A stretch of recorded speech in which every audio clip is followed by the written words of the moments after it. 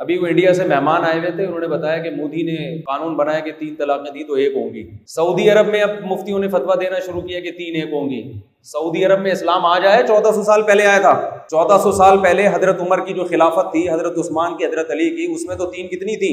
3। वो सऊदी समझ में नहीं आ रहे उस दौर के। आज के लोग हमें हवाले दे रहे होते हैं कि सऊदीया के मुफ्ती आजम का ये फतवा, उसकी कोई हमारी नजर में 2 टके की भी वैल्यू नहीं है। मुफ्ती आजम की वैल्यू है, एहतराम करते हैं। आप कह सकते हैं हजरत उमर के दौर का फतवा था, नबी के दौर का तो नहीं था।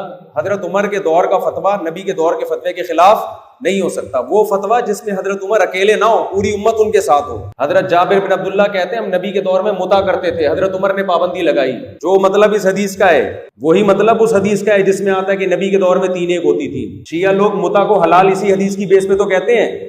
तो हजरत उमर कोई ऐसा काम नहीं कर सकते जो नबी के दौर में ना हो। अगर करेंगे तो सहाबा उनको रोकेंगे।